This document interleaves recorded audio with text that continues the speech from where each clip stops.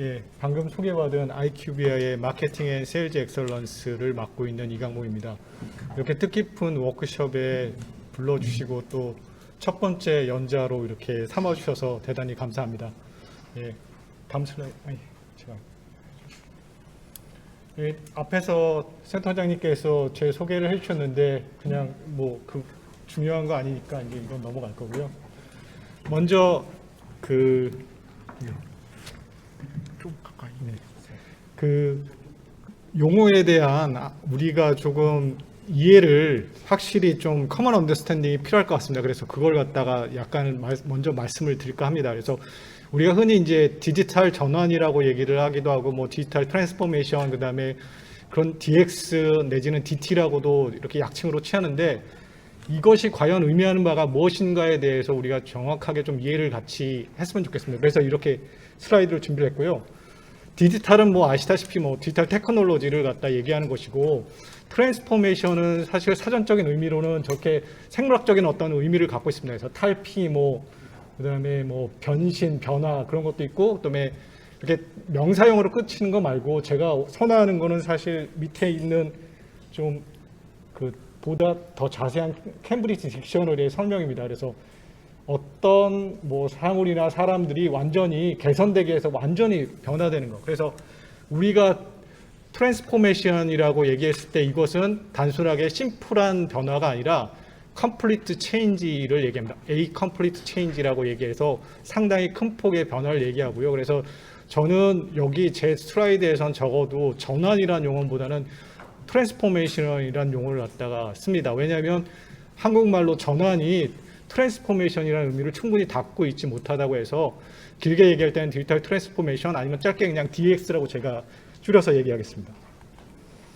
그래서 정확히 얘기하면 디지털 트랜스포메이션에 대해서 명확한 정의라는 건 사실 없습니다. 왜냐하면 이게 화두가 된 지는 불과 10여 년 안팎이고요. 그 다음에 정말 소수의 어떤 기업들, 어떤 기업군들에서만 사실 가시적인 성과들을 갖다가 현재 보여주고 있고 아직까지 진행 중인 겁니다. 그런데 그럼에도 불구하고 여러 유수의 그런 앞서 나가는 기관이나 컨설팅 기관에서 DX를 가리킬 때에 빠지지 않고 등장하는 표현이 있죠. 제가 하이라이트를 해드렸습니다. 바로 비즈니스 모델입니다.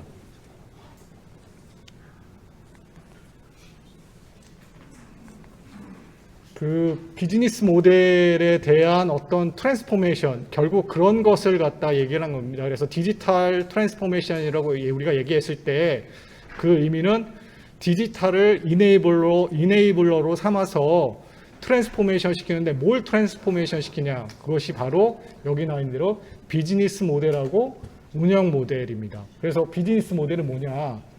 여기 제가 했죠. 어떤 고객에게 어떤 가치를 제공하고 그에 따라 어떻게 수익을 만들어낼지, 어떤 가치를 만들어내고 어떤 가치를 갖다가 획득해 나갈지에 대한 것이 비즈니스 모델이라고 한다면 이것 단독으로 존재하는 것이 아니라 좋은 운영 모델을 통해 갖고 이것이 비즈니스 모델이 견인이 돼야 됩니다. 그래서 운영 모델이라고 하면 주로 이제 스케일이나 스코프나 아니면 그런 러닝에 대한 부분들입니다. 그래서 가치를 어떻게 전달할 것인지에 대한 부분들도 이게 충분하게 운영 모델을 통해 갖고 담겨져 있어야 된다는 겁니다. 그래서 하나의 그냥 전반적인 계획, 플랜 갖고서는 부족하고 그런 계획들을 갖다가 어떻게 딜리버리 잘 시킬 수 있을 것이냐까지도 같이 가야 됩니다. 그래서 여러분들 이 안에는 사실 프로세스라는 개념도 들어가 있고요.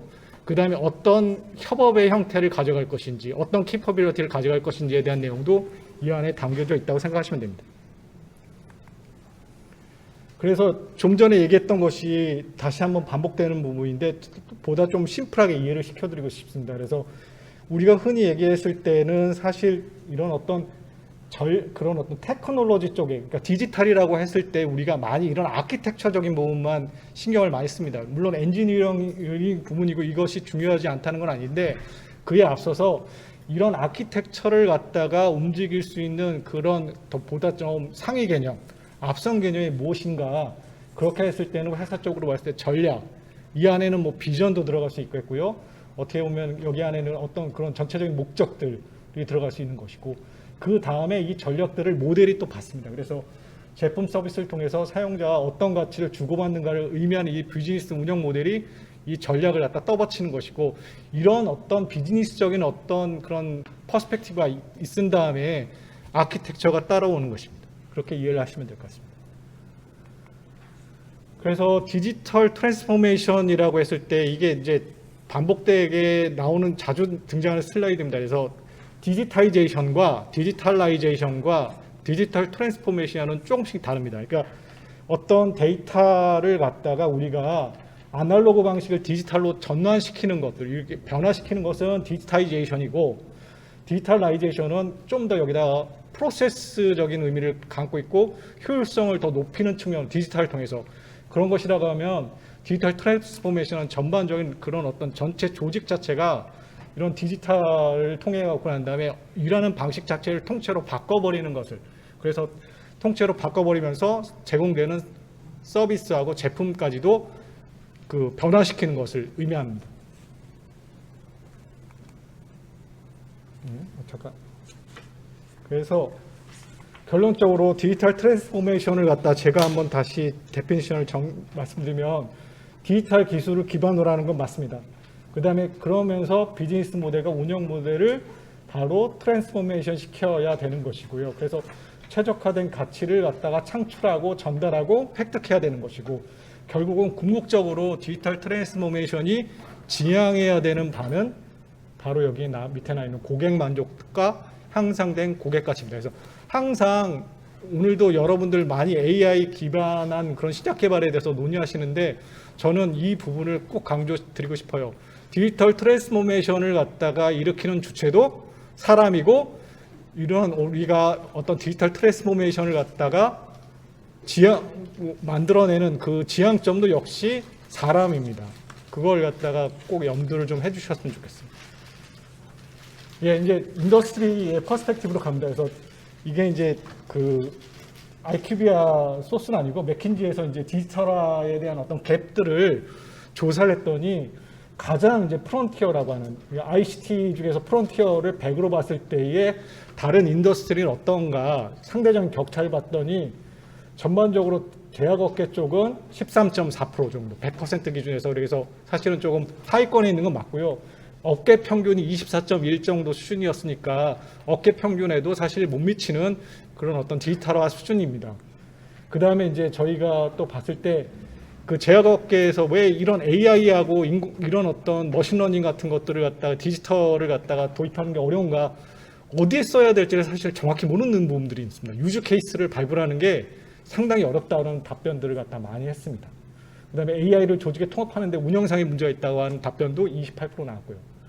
그 다음에 임상시험 전문가 중에서 AI하고 ML을 통한 머신러닝을 통한 생성 인사이트를 최우선 과제로 본 사람이 2% 안팎이었고요. 그 다음에 조직 내 이게 사일로로 움직인다. 그래서 우리 조직은 그냥 사일로에서 각자 그냥 그 각각의 부서의 그런 팀 단위로만 이런 것들에서 협업이 안 된다라고 하는 부분들, 그런 디지털화도 그렇게 일어난다는 부분들. 그 다음에 이제 생산성 부분을 보면은 정작 중요한데 많이 시간을 써야 되는데 데이터 전처리에 80% 쓰고, 실제적으로 데이터를 분석하고 인사이트를 내는 부분은 20%밖에 시간을 못 쓰는 것이 현재의 업계의 현실입니다. 그래서 다시 얘기하면 디지털 혁신에서 뒤처져 있고, 디지털 활용도에 대한 아직까지 인식이 부족하고, 그 다음에 그런 적절한 케이스를 못 찾고 있는 거고, 조직의 얼라이먼트하고 콜라보레이션이 부족하고, 그 다음에 노력과 지출이 좀 약간 아직까지는 상반되게 일치되지 못하는 부분으로 가고 있습니다. 그리고 저희 IQVIA 자체 분석에서도 보면 다른 인더스트리에 비해서 그 제약업계의 그런 디지털화 수준, 이제 파일럿하고 프로그램이고 디지털 비즈니스 모델로 가는 것, 그러니까 이런 단계들은, 그러니까 두잉 디지털과 이제 이렇게 이 정도 되면 이제 비잉 디지털로 얘기할 수 있는데, 아직까지는 우리가 공공 부분 정도 빼놓고는 제약업계는 전반적인 다른 인더스트리에 비해서 조금 디지털 이노베이션에서는 여전히 좀 뒤처져 있다라고 이해를 하고 있습니다. 근데 왜 업계가 이런 디지털 역량에서 키우는 것에서 이렇게 어려움을 겪고 있느냐인데, 이건 제가 생각한 거고요. 다른 소스 아니고 제가 이제 나름대로 생각한 건데, 일단 인더스트리 자체가 규제에 상당한 영향을 받는 특성이 있는 게 하나의 또 그런 장애가 되는 것 같습니다. 그래서 그게 다른 게 아니라 사실 우리 딥러닝 기반으로 하면은 굉장히 데이터가 많이 필요한데 사실 데이터를 갖다가 생성하는 것도 없고 접근하는 것도 어려운데 사실 개인정보 보호나 이런 것들 때문에 특히나 뭐 국내뿐만 아니라 해외에서도 많은 어려움을 겪고 있는 거고 디데 뭐 그것 때문에 멜로디라고 하는 그런 컨소시엄이 생긴 것처럼 여전히 이제 규제에 상당한 특성을 받는 것들 테크놀로지 발전은 빠른데 그거에 걸맞게 규제 속도가 못 따라가는 부분들이 있습니다. 그리고 헬스케어의 보수성, 그러니까 건강하고 생명하고 직결되는 문제이기 때문에 또 그런 부분이 있는 거고요. 이게 디지털 트랜스포메이션을 겪다 보면 시행착오는 다른 필수인 것 같아요. 그러니까 성공보다는 실패를 더 많이 겪게 되고 그런 실패를 통해서 레슨을 얻고 난 다음에 그 다음에 다시 이제 개선해 나가는데 아무래도 이런 헬스케어의 보수성들이 있기 때문에 실패가 쉽게 용인이 되지 않는 부분들이 꽤 있는 것 같습니다. 그 다음에 뭐 그런 HCP 헬스케어 프로페셔널의 좀 약간 어떤 그런 대면 컨택, 대면 인게이지먼트를 갖다 선호하는 부분들. 그 다음에 사실 특정 수기가 인재들이 부족하죠. 아직까지 인더스트리까지 흘러올 정도로 AI의 신약 개발한 전문가들이 사실 많이 부족한 것이 현실입니다. 왜냐하면 아직까지도 그런 부분들은 구글이나 그런 데서 여전히 그 뭐 아니면은 다른 어떤 유수한 그런 기업에서 보유하고 있기 때문에 그런 것이고요. 앞에서 얘기했던 조직 내 사일로, 그 다음에 예산 지원 부족, 이런 어떤 변화들을 일으키려고 하면 그만큼의 그런 어떤 예산들도 따라가야 되는데 그것들이 좀 부족한 부분들, 데이터 이슈는 제가 뭐 이미 말씀드렸고, 그다음에 레거시 시스템이 유연하지 않은 부분들도 있는 것이고요. 그다음에 아무래도 좀 위험을 갖다 회피하는, 그러니까 이건 시스템적인 문제고 이건 문화적인 문제라고 보여집니다. 그래서 아무래도 이런 큰 변화들이 있으면 큰 변화들에 대해서 모든 사람들이 같이 생각하는 것이 아니라 약간 변화에 대해서도 저항감이 조직 내에서 있을 수 있습니다. 그래서 그런데도 코비드 19으로 인해서 제약업계 디지털 트랜스포메이션이 가속화되었다고 보고 있고요. 그래서 뭐 일례로 여기 얘기한 것들, 뭐 원격 의료나 원격 디테일링이나 디지털 헬스 앱이 증가한 그 부분 빼놓고 그 설문조사의 결과에 제약 전문가가 코비드 19으로 해서 제약 트랜스포메이션이 디지털 트랜스포메이션이 한 5년 이상은 가속화된 것 같다. 그래서 코비드 19이 그 어떤 것보다는 많은 그런 영향을 갖다 끼친 거고요. 90%의 글로벌 제약회사가 2020년에 인공지능이나 머신러닝 프로젝트를 착수했다고 그렇게 얘기되고 있습니다. 그래서 제약업계가 디지털 트랜스포메이션을 통해서 혜택을 볼 수 있는 영역이 한 뭐 크게 5가지 영역으로 생각했는데 그 중에서 이제 저는 디지털 R&D하고 디지털 인게이지먼트 쪽을 포커스를 둬서 좀 얘기를 더 드릴까 합니다. 약물 개발은 사실 몇 년이 걸리고 상당한 투자가 필요한 하이 리스크 또 하이 리턴한 속성을 갖고 있습니다. 그래서 특허 보호 기간은 뭐 양부 그 대략적으로 보면 우리가 한 20년을 잡으면 20년 기간 동안에 이제 약품의 전체 수기가 80% 가량은 특허 보호 기간 동안에, 그러니까 익스클루시비티를 갖고 있는 동안에 나타나는데 가장 시간을 많이 쏟는 영역, 근데 가장 돈이 많은 영역이 무엇이냐라고 했을 때 드러그 디스커버리 영역.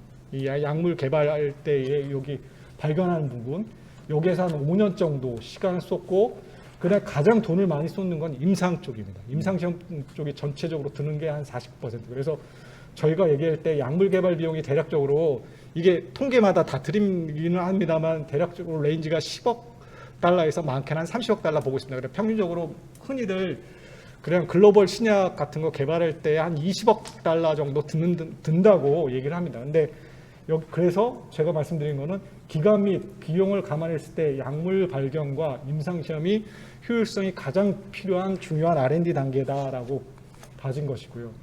그런데 이제 이런 챌린지 부분이 뭐냐. 저희가 임상시험의 성공률, 그러니까 이건 프리클리니컬은 배제하고 임상 단계까지 왔을 때에도 성공률이 굉장히 낮습니다.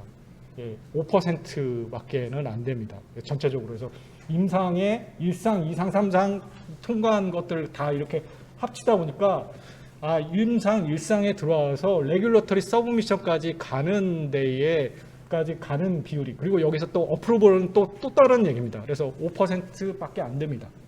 그래서 그만큼 성공 확률이 낮고, 그런데 돈은 계속 지속적으로 R&D에 대한 비용들은 이렇게 늘어나고 있습니다. 이거는 글로벌 상위 제약사의 R&D 지출에 대한 현황인데 그네들도 막대한 돈을 투자하고 있습니다. 20% 레버뉴를 중에서 20%를 R&D 지출로 쓰지만 그래도 그 성공 확률은 결코 높아지지 않습니다. 2015년이 굉장히 예외적인 해인데요. 이때가 그냥 어떻게 보면 제약업계에서는 굉장히 행운이 겹쳤던 그런 해이고 지속적으로 사실 낮아지는 트렌드를 보고 있습니다.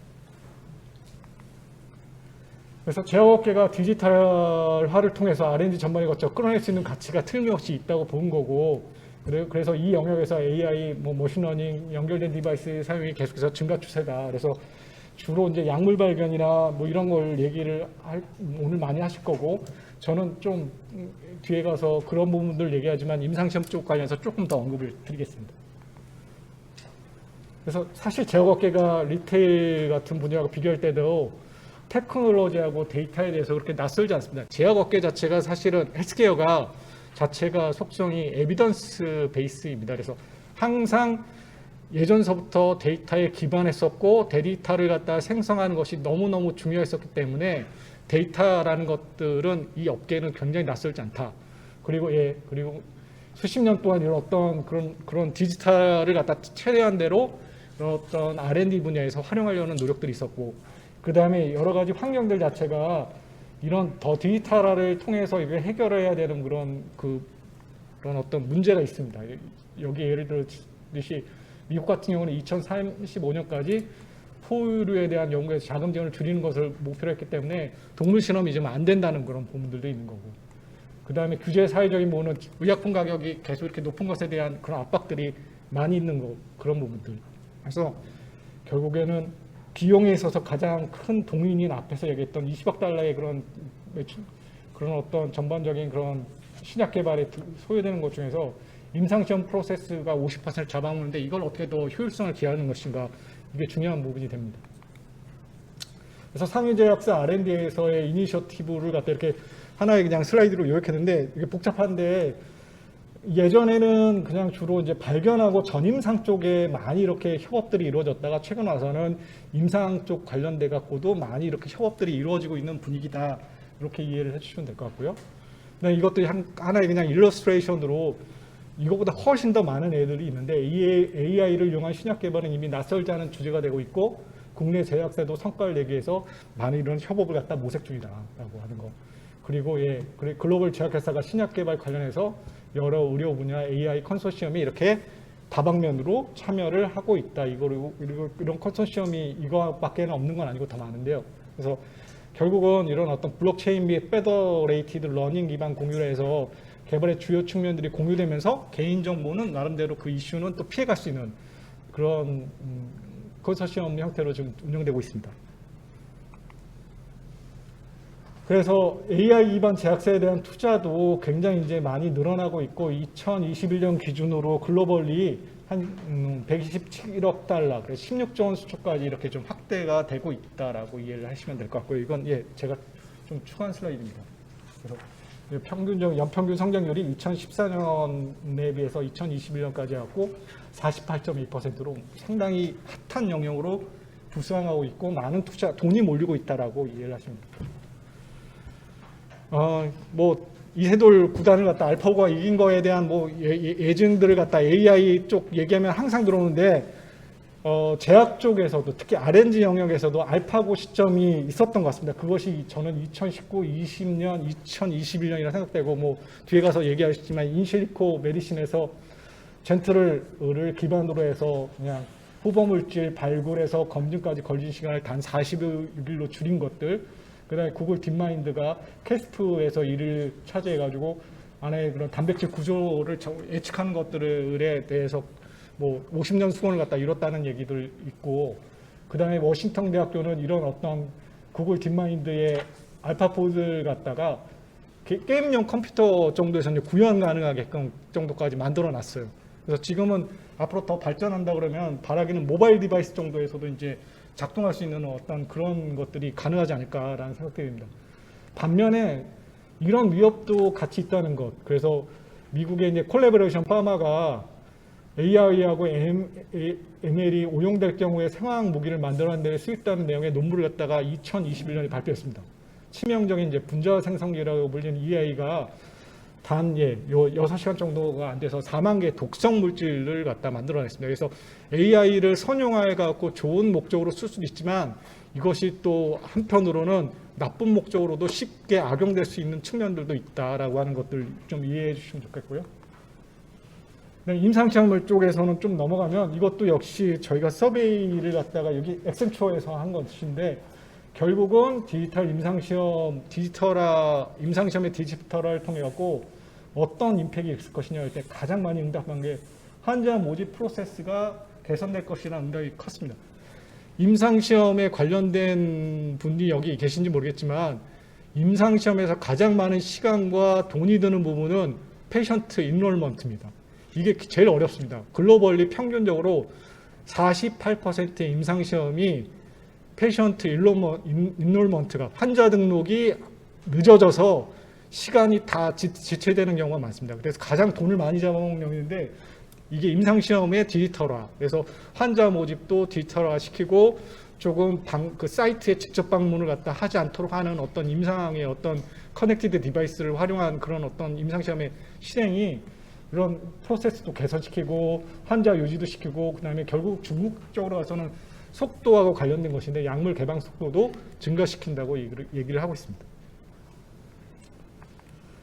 예, 그래서 이것도 복잡한 슬라이드인데 그 코비드 팬데믹 동안에 디지털 기술을 활용해서 리모트, 버추얼, 디센트럴라이즈드 어떤 임상시험 형태들이 증가하고 가속화되었다라는 부분인데 안타깝게도 아직까지 국내 상황은 이런 비대면 임상을 갖다가 허용할 수 있는 규제가 마련되어 있지 않습니다. 대신에 그 원스톱 스마트 임상시험 체계 구축을 위해서 2026년까지 5년에 걸쳐 4대 중점 과제를 갖다가 해서 대응하겠다고 하는 정부의 그런 방침들이 있어서 좀 변화를 갖다 기대해 봅니다. 디지털 인게이지먼트는 뭐 여기 참석하신 분들이 크게 관심이 없을 것 같아서 제가 내용들을 많이 줄였는데요.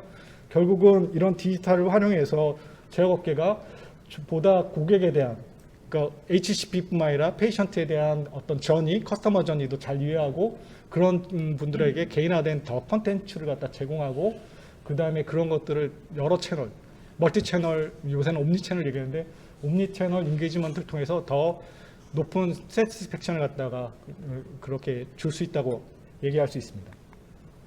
그래서 많은 회사들이 사실 뭐 외자사가 예전에는 이런 것들을 잘했는데 현재 지금 와서는 국내 제약사도 굉장히 이런 것들 HCP 포탈을 구축한다거나 그래서 멀티 채널 인게이지먼트를 갖다가 굉장히 잘하고 있습니다. 그래서 이제 거의 마무리 슬라이드인데요. 그래서 업계가 디지털로 인한 기회를 실현하려면 기업의 디지털 활동, 사람 문화 및 구조가 조직 광범위한 포부와 일치하도록 디지털 역량을 개발해야 된다. 그래서 비전 포부 전략들이 이제 이렇게 상위에 온다 그러면 그 외 나머지 한 6가지 부분들, 인재 조직을 갖추고 기술을 가지고 있고 데이터를 갖다 확보하고 프로세스를 개선하고 그런 문화들을 가져가고 또 중요한 건 아까 얘기했듯이 비즈니스 모델을 갖다가 좀 확실하게 하는 거. 그래서 좀 우선순위하는 것들이 제일 중요할 것 같습니다. 그래서 그러면서 변화 관리, 그래서 조직 내부에 있을 수 있는 어떤 그런 사일로로 인하는 그런 어떤 방식들을 개선한다거나 체인지 매니지먼트가 필요합니다.